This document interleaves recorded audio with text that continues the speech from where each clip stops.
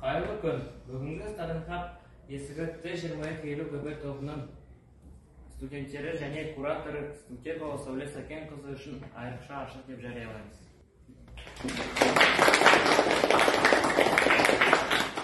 Шығармашыл тұлғалар. Бүгінгі сіздер кітапханалық квилл, яғни оқуға құштар табысты адам, увлеченный чтением успешный человек.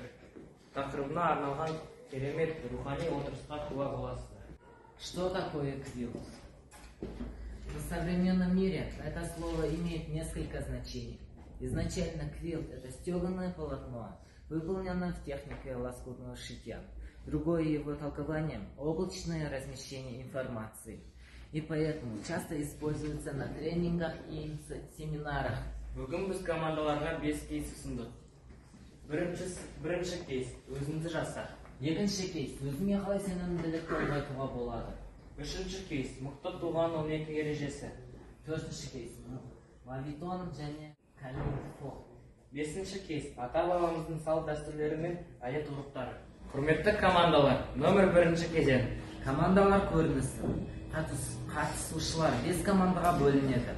Команда капитаны, атауы, ұраны, көрініс, музыкалық номері, өлең немесе квилл тақырыбына мәтіннің үзінді оқу. Топтың аты тапқырлық. Тапқырлық таныту мақсатымыз, бірлігімен шықсын тек жақсы атымыз. Біздің команданың аты Қыран. Қыран алға, қанаттарың қалма, тек қана алға. Біздің топтың аты бірлік. Біздің ұранымыз бәріміз үшін.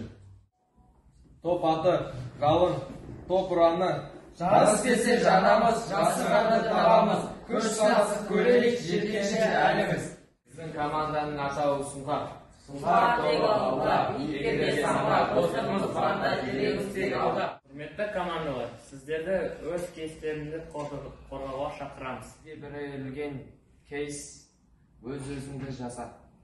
Өз-өзіңді жасау үшін қасында сенімді адамдарың болу керек, және де өз-өзіне сене білуің керек. Өзіңді жасау үшін білім алып және алдыңа мақсат қою керек. Өз-өзіңді жасау үшін сабырлық және өз-өзіңе деген сенімділік және мақсат керек. Өзіңді жасау үшін әрқашан спортпен шұғылданып, кітаптар оқып, кругозорыңды кеңейту қажет. Сізге берілген екінші кейс. Өзіңе қалай сенімділікті ұялатуға болады?